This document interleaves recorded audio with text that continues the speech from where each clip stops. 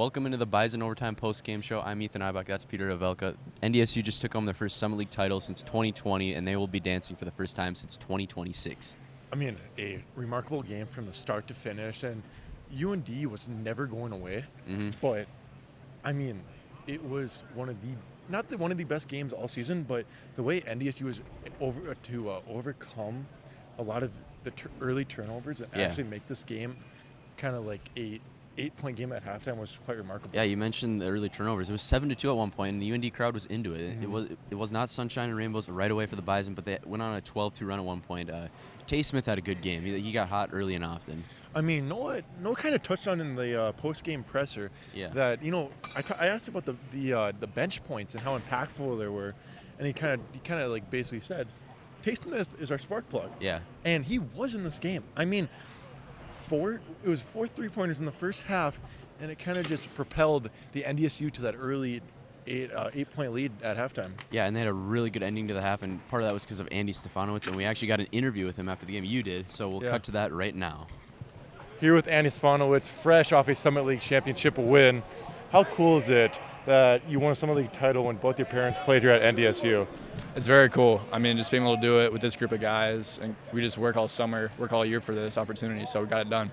Yeah. Secondly, describe the difficulty against playing a defense like UND's, and describe your floor vision.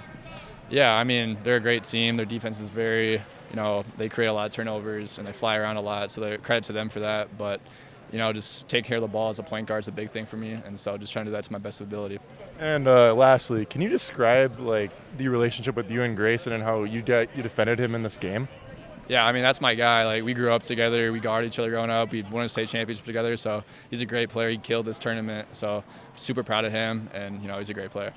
Thank you for the time, man. Yeah, once again, thanks to Andy for that awesome interview, and to get a little pick his brain a little bit about the UND defense and his relationship with Grayson Alleman. Yeah, it was really cool, the fact that he's playing against a guy that he played with in high school, and then he's winning a Summit League title at a place that his parents both played at. I think that's pretty special for him. So as we move into the second half here, I think Noah Feddersen is someone to highlight. His defense, we'll get to that shot he nailed at the end of the game, but his defense was what I want to highlight here.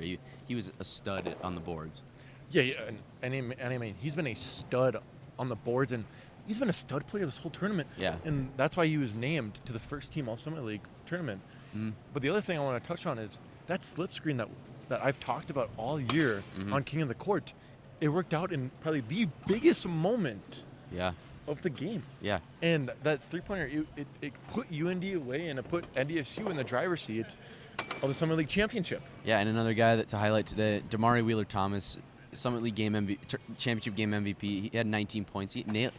He had what did he have? 2 or 3 3-pointers, and one of them was an and one that this crowd erupted in here inside the Premier Center. But just talk about Damari and his performance. I mean, Ethan and I, we were in second row of press row, but that wing 3-pointer with a step back that drew the foul on Alleman, that was kind of the game changer. Yeah. Would you agree, Ethan? Yeah, it was.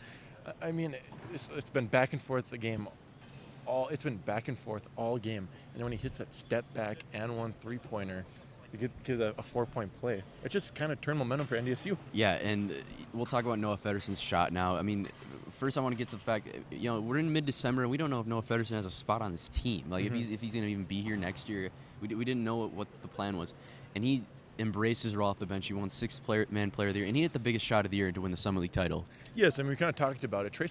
We didn't talk about it yet, but Trayson Anderson got into some early foul trouble, which kind of made him only play the 15 minutes of the game, which made Feddersen step up. And this is what he's born to do. I mean, come off the bench in these real action moments and be the best basketball player on the floor. I mean, between him and Damari and Grayson, those were the 3 best players on the court today. And I think this is an appropriate time to highlight Dave Richmond's coaching job. I mean, not just the in-game coaching, but the offseason recruiting to get Markai Strickland in here to retain Damari, to retain Feddersen.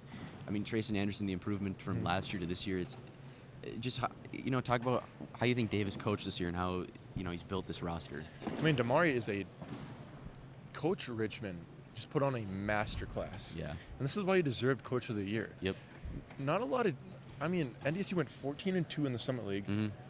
They beat UND three times, and by a large margin. Yep.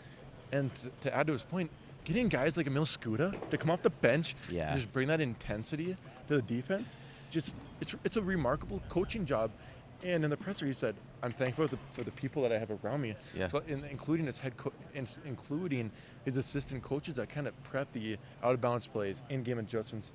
He's just the staff is unbreakable, and this team, it just feels like they're clicking right now." Yeah, and I think we need to highlight Paul Sather's job. I mean, UND coming into the year, there was no expectations, especially after you lose Trace and Eaglestaff. And he did a lot with, I don't want to say a little because they had some talent, but he had a very good year as a coach. I mean, looking back at what UND left with, and then what they brought in, and having a really good summer league record, and even beating St. Thomas for the second time this year. Yep.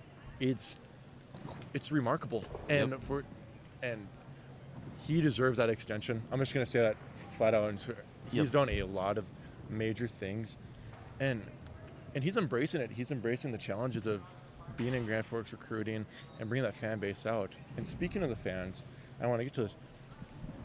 We said it was going to be low numbers, but the energy was here tonight, even for an 8 o'clock tip. I mean, there's 35% NDSU, 35% SDSU, 25% UND, but with all the colors in the crowd, UND stood out the most. The fans were going loud, and every point, every basket, loud cheers, and especially I love that dunk. Yeah, so that'll be it from Sioux Falls. It was a great week. It was a fun weekend to cover basketball here. I think you would agree with that. This is a great venue. It was ran by, shout out to Ryan Powell. That he runs this tournament like nobody else. Amazing media room, amazing press conferences. Great food. Very good. Ran a very professional conference, and just meeting and making connections here. I feel like these connections will probably last for years. Yeah, this was awesome. Between KVR, WDIY, and even some of the South Dakota outlets. Everybody was friendly here. Yeah, so thanks for watching all weekend. We pumped out a lot of content. It's been a long 4 days, 2 days for Peter. It's just a super fun weekend. This was an all-time weekend for me. I don't know about you, but that'll do it for the Bison Overtime postgame show. The Bison take home their first Summit League title in 6 years. Horns up and go Bison.